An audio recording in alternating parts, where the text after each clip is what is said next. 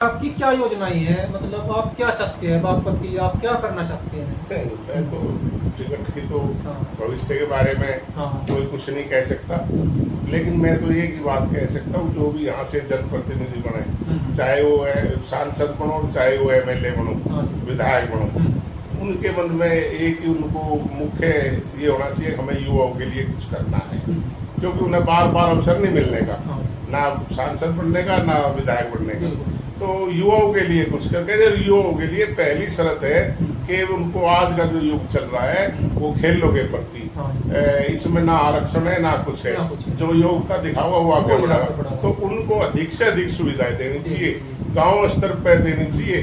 तब देखो फिर यहाँ का नजारा हमारे युवाओं का देखो, कोई बेरोजगार नहीं रहेगा, सबको रोजगार मिलेगा। खेल और राजनीति आपने दोनों बड़ी करीब से देखी है, खेल में भी एक जीवन का बड़ा हिस्सा बिताया, और यदि राजनीति की बात करें तो राजनीतिक परिवेश में भी आप बहुत पहले से है जुड़े हुए, तो इनमें आसान कौन सी चीज दिखाई देती है? खेल। अच्छा, खेल में तो ये है ना जी, हाँ, कि 99% अपने हाथ में है, हाँ, 1% दूसरों के हाथ में है। राजनीति में 1% अपने हाथ में, 99% दूसरों के हाथ में है। तो देख लो, तो खेल आसान लगा मुझे तो, जैसी मेहनत करे ऐसी सफलता मिल जाए। हाँ। राजनीतिक गुरु किसे मानते हैं?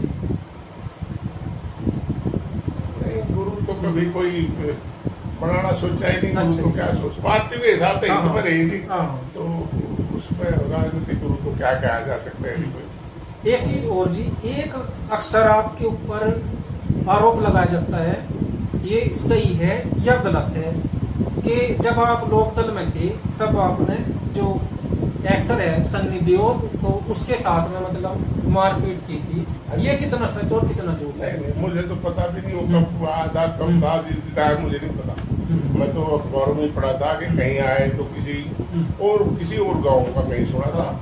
नहीं, मुझे नहीं पता इस बात का, इस घटना का। और दूसरी बात, मैं तो ऐसी बातों पे ऐसे कार्यों में विश्वास भी नहीं करता कि इस तरह का कोई, क्या आपको लगता है कि मैं ऐसी कोई हरकत कर सकता हूँ? मैं किसी भी राजनीतिक दल में रहूं, लेकिन मैं दूसरों के साथ गलत व्यवहार नहीं कर सकता, ना मैं सोच भी नहीं सकता करने के बाद। कैसे सोचूंगा ऐसा? वो हमारे एक तरह से देश में कलाकार है, फिर भी कलाकार है, उनका सम्मान ही होना चाहिए। और जिसने भी ऐसा कभी किया होगा या जो भी करते हैं आगे कोई करेगा तो वो गलत ही करेगा। मैं ऐसी बातों पर विश्वास नहीं करता, ऐसे कार्यों में विश्वास नहीं करता। नए सांसद जो बने हैं यहाँ पे बागपत के, तो इनको लेकर के आपकी कितनी उम्मीदें हैं? नहीं, व्यक्तिगत अगर बात की जाए तो अच्छे इंसान है, शरीफ इंसान है ना, गुंडागर्दी से दूर रहने वाला इंसान है ना, यही विशेष खूबी बहुत बड़ी बात होती है। ऐसे अगर विकास के मामलों में है तो मुझे ज्यादा विश्वास, इसको पार्टी नहीं चलने देगी। अगर विकास करना भी चाहेगा तो इधर से डांट पड़ जाएगी, ज्यादा क्यों उछल कूद कर रहे हो। तो ज्यादा उम्मीद नहीं है, बाकी अगर कर सके तो मुझे खुशी होगी और मैं उनको शुभकामनाएं बधाई भी दूंगा, लेकिन करे तो पहले। एक तरह से आपने भी देखा होगा अखबारों में भी, जब इनको टिकट मिला नए सांसद जी को, तो खबरें आई थी कि भाई 40 साल इन्होंने पार्टी की सेवा की है, और 40 साल के बाद में जो मतलब टिकट दिया गया, तो 40 साल एक जीवन हो जाता है आधे से ज्यादा। तो इसमें से अब आप एक बात देख लो, मैं एक छोटी सी बात बताऊँ, है ना, चौधरी जयंत जी राजनीति कितने परिपक्व है। आप देखो, एक क्या है, सिर्फ वो जो और विधायक बनाए उन्होंने, क्या उनको भी 40 साल ही देखा कि इसी सागवान के भी प्रयोग कर रहे थे 40 साल में देखने के लिए? इन्हीं पे प्रयोग चल रहा था क्या वो? अगर भाई इनको 40 साल अजमाओ पहले, अगर इतने अच्छे थे तो 40 साल लग गए पहचान करने में कि बाद इंसान अच्छा है। पहले क्यों नहीं विधायक में, सांसद में पहले क्यों नहीं अवसर दिया? अब आप ही देख लो कि वे कितने राजनीति से कितने परिपूर्ण है कि उनको किसी व्यक्ति को अच्छा बुरा देखने में भी 40 साल लगते हैं। आश्चर्य की बात है। नहीं तो कितने दिन होना चाहिए ऐसा, जो देखने का पीरियड है वो कितना दिन होना चाहिए? ये देखना 40 साल तो खुद ही सोचो ना, है ना? ये मजाक नहीं, इससे बड़ी मजाक और क्या होगी? और वो प्रयोग सिर्फ ही नहीं पे चल रहा था क्या? अब ये बताओ, और को भी तो दिए गए टिकट वगैरह, क्या उनको भी 40 साल तक देखा है?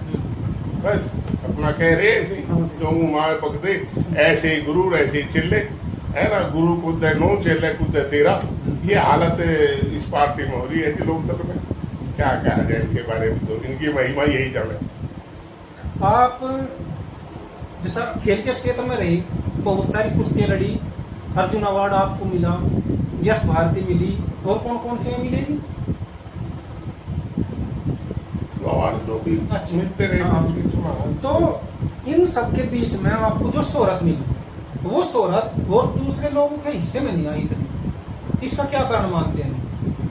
नहीं, जो अच्छे जो खिलाड़ी नाम है, शोहरत है, अच्छे जो तगड़े तगड़े खिलाड़ी हुए उनको तो शोहरत मिली, लेकिन अगर आप क्षेत्र के हिसाब से बात करो, अगर आप जनपद बागपत की बात करो, भाई शोहरत क्या है कि मुझे कहनी पड़ी, क्योंकि आपने प्रश्न ऐसा पूछ लिया, तो उसमें दो वजह है।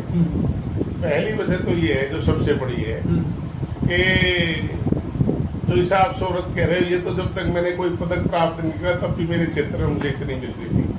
कारण क्या था कि अधिकतर गांव ऐसे हैं जिनका मुझे व्यक्तिगत तौर पे सहयोग मिला है ना। उन कामों में कोई व्यक्ति विशेष बचा हुआ जिसका मुझे सहयोग नहीं मिला, आर्थिक तौर पे भी कुश्ती जीतता था तो धन से भी और मन से भी उनका सहयोग मुझे मिला रहा है। ऐसा कि क्षेत्र में बागपत में कोई और खिलाड़ी कुश्ती खिलाड़ी हुआ ही नहीं है, मेरे से पहले कभी कोई बहुत पहले हुए होंगे, कोई नहीं ऐसा है। और जिनको आप इंटरनेशनल पहलवान कह रहे हो, हमारे यहाँ कह रहे हो ये पदक जीते, फलाना अवार्ड जीता रहता, उनसे ये पता कर लो किसी गांव में कोई कुश्ती लड़ी क्या कभी, और कुश्ती भी लड़ी तो कितने कुश्ती जीती है भी पता कर लो, ठीक है ना जी। तो एक तो मुझे व्यक्तिगत तौर पे इतना सहयोग इस क्षेत्र का मिला, किसी खिलाड़ी को आप पूरे देश में घूम लो किसी खिलाड़ी को नहीं मिला। एक दूसरी जो आप कह रहे दूसरी शोहरत के दूसरे अपने अवार्ड गिनवाते हैं, क्योंकि उनकी कोई पहचान तो है नहीं, तो उनको ये बताना पड़े मुझे ये अवार्ड मिला।